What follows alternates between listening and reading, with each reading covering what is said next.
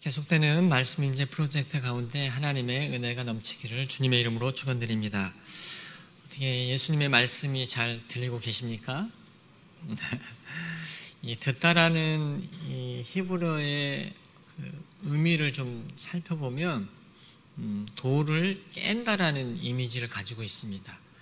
그래서 귀에 돌이 하나가 있는데 이 돌을 깨야만 소리가 들리는 그런 이미지를 가지고 있습니다.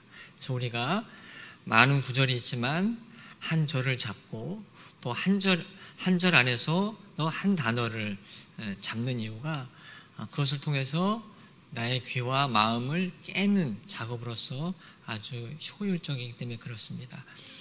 한 영상을 봤는데요. 아주 큰 돌을 깰 때에 작은 점으로 계속 때리더라고요.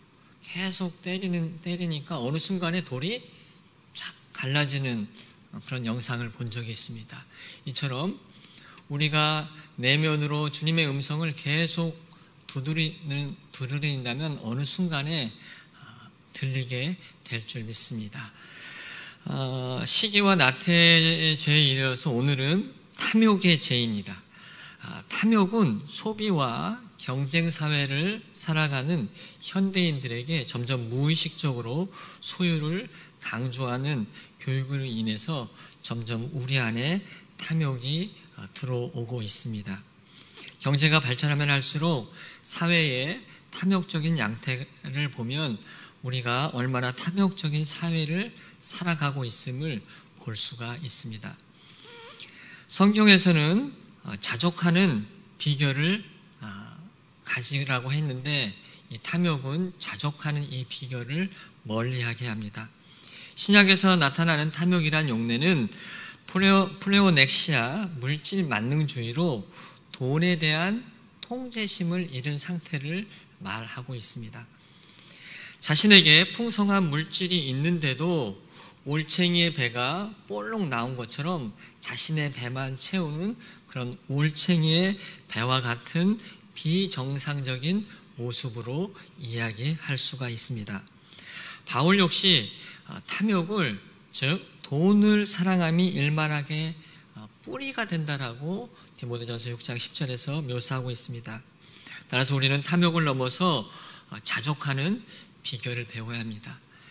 나의 소유권이 내 것이 아니라 하나님에게 있음을 날마다 고백할 때 우리는 탐욕을 이겨나갈 수가 있습니다. 그러면 탐욕을 왜 우리가 버려야 할까요? 탐욕을 정복한 사람은 염려를 버리게 됩니다. 다시 한번요.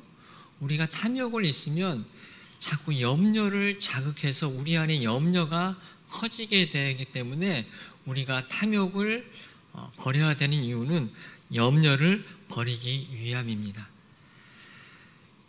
결론적으로 탐욕을 잃으면 사랑을 얻고 염려가 떠나가게 될 줄 믿습니다. 세상은 우리를 계속해서 경쟁과 탐욕을 통해서 자신의 배만 부르게 합니다. 그러나 우리는 하나님 주신 걸 통해서 하나님 나라 확장을 위해 사용해야 될 줄 믿습니다. 오늘 요한복음 16장 1절에서는 15장에 이어서 내가 이것을 너에게 이름은 너희로 실족하지 않게 하려 함이라. 즉 포도나무의 비유의 연장선상에서 가지에서 떨어지지 않음을 말하고 있습니다. 포도나무에서 떨어져 나가지 말아야 함은 구체적으로 하나님의 사랑에서 떠나가지 않음을 말씀드렸습니다. 가지에 붙어 있는 것은 세상과 담을 쌓는 것이 아니라 오히려 세상에 미움이 있어도 사랑으로 살아가는, 세상을 향해 사랑으로 살아가는 적극적인 태도인 줄 믿습니다.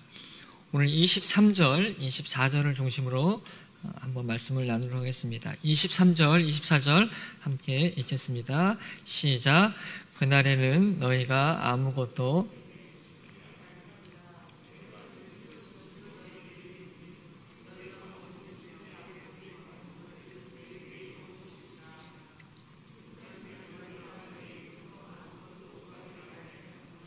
구하라 그리하면 받으리니 너희 기쁨이 충만하리라.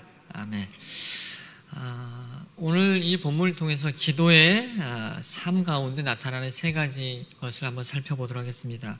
첫 번째, 기도는 예수의 이름으로 구하는 것입니다. 둘째, 기도 안에서 기쁨을 경험해야 합니다. 마지막으로, 기도는 평화를 누리고 전하는 것입니다.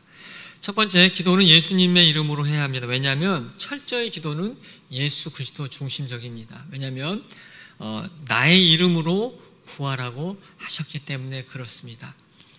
그러면 기도가 무엇이냐면 결국 나와 하나가 되는 그런 작업입니다. 예수님과 하나가 되는 작업입니다.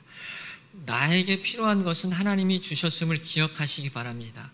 우리가 간구도 필요하지만 결국 기도는 예수 그리스도의 계시가 주님의 뜻이 나와 하나가 될 때 아버지께서 들으시고 응답하시는 것을 믿으시기 바랍니다. 그래서 철저히 기도는 예수 그리스도 중심적으로 될 때 우리는 깊이 기도를 만나게 됩니다. 그래서 오늘 말씀처럼 내 이름으로 구하라, 예수님의 이름으로 구하라고 말하고 있습니다. 그래서 기도는 우리가 무언가를 성취하기 이전에 예수 그리스도 안에서 일치되고 그 이름이 성취되는 것을 믿으시기 바랍니다. 두 번째는 기도 안에서 기쁨을 경험하게 됩니다. 24절, 너희 기쁨이 충만하리라. 아멘. 그렇습니다. 우리가 아버지의 뜻과 하나가 될 때 나타나는 형상은 바로 기쁨입니다. 누가 하나가 됐을 때 너무 기쁘지 않나요? 배우자나 또 자녀와 뜻이 하나가 됐을 때 너무 기쁜 그런 모습을 보게 됩니다. 즉 우리가 주님의 뜻과 나의 뜻이 내가 주님의 뜻과 일치시킬 때 우리 안에 기쁨이 충만한 줄 믿습니다. 근데 이 기쁨은 일시적인 것이 아니라 영구적인 평화를 누릴 수가 있습니다. 33절을 제가 한번 읽어보겠습니다. 이것을 너희에게 이르는 것은 너희로 내 안에서 평안을 누리게 하려 함이라. 세상에서는 너희가 환난을 당하라. 담대하라. 내가 세상을 이기었노라. 아멘. 그렇습니다. 기도의 삶의 마지막 단계는 바로 평화를 누리는 것입니다. 인생의 고통, 나의 불편하게 하는 사람들, 자녀의 문제들이 제거되는 것이 아니라 여전히 세상에 염려와 고난과 핍박이 있지만 예수님의 평화를 누리라는 말씀입니다. 그것은 철저히 기도의 삶에서 이루어지기 때문에 그렇습니다. 평화라는 단어, 히브리어는 샬롬입니다. 또한 그리스어는 에이레네, 라틴어는 팍스로 말합니다. 즉 기도로 들어갔을 때 우리가 느끼는 중요한 것은 뭐냐면 샬롬, 평화를 누리게 되는 것입니다.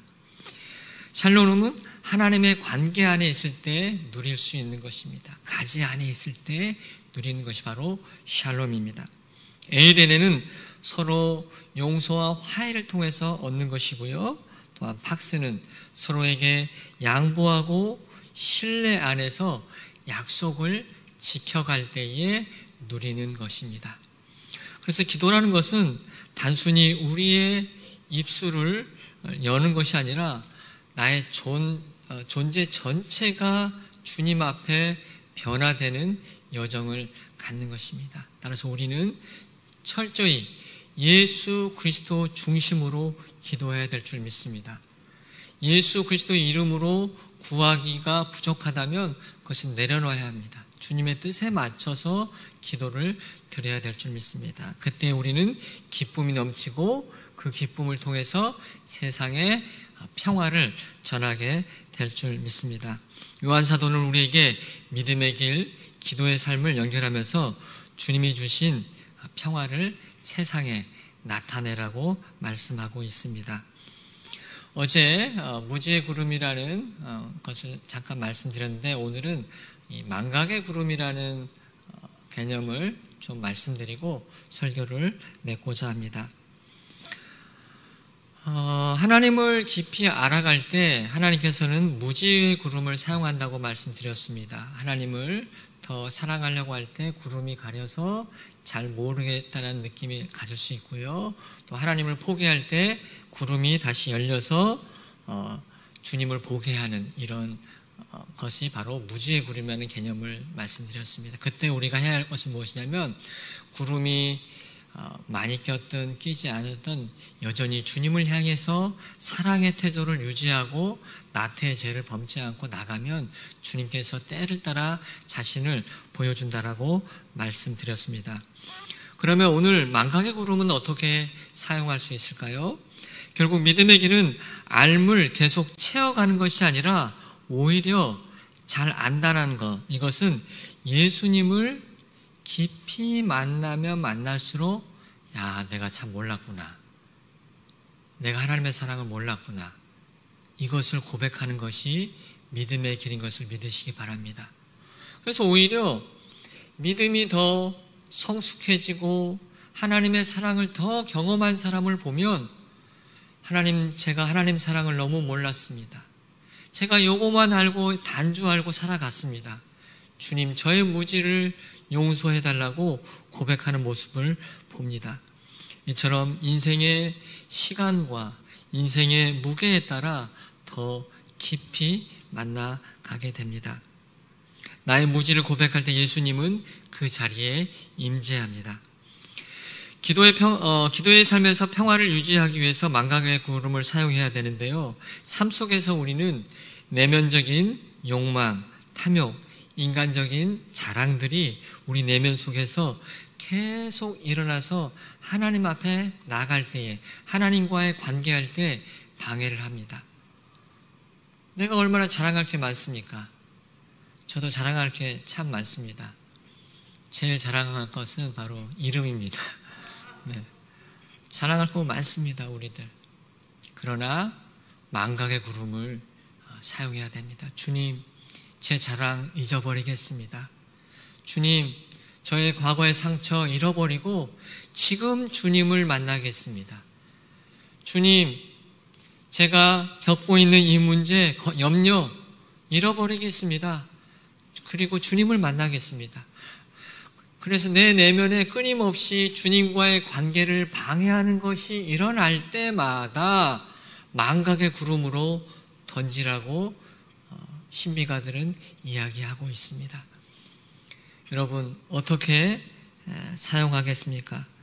오늘 새벽에도 내면에 무언가시 일어날 때에 주님과의 관계에 도움이 되지 않는다면 망각의 구름으로 던져버리시기 바랍니다.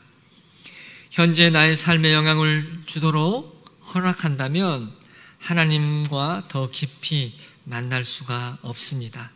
따라서 오늘 이 새벽에도 그런 내면의 과거의 영광, 상처, 부족함, 연약함, 나의 자랑이 일어날 때 망각의 구름 속으로 던져버리시고 하나님이 예비하고 계신 새로운 기억으로 들어가시기를 주님의 이름으로 축원드립니다.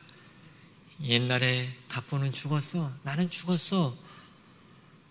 그리고 나는 새로운 피조물이라는 이 고백이 이 새벽에 여러분 안에 일어나기를 주님의 이름으로 축원드립니다. 기도하겠습니다. 하나님 은혜를 감사합니다. 우리가 기도할 때 우리 주님과 먼저 일치되어 있는지 확인하게 하여 주시옵소서. 나의 기도의 보따리를 풀어놓고 다시 쌈에서 돌아가는 그런 기도의 자리가 아니라 먼저 나의 기도의 보따리가 주님과 일치되어 있는지 예수 그리스도 이름으로 구할 수 있는 것인지 생각할 때에 주님과 깊이 일치되고 또 기도의 삶 가운데 기쁨이 넘치고 그것을 통해 세상에 평화를 전하는 평화의 사자가 되게 하여 주시옵소서.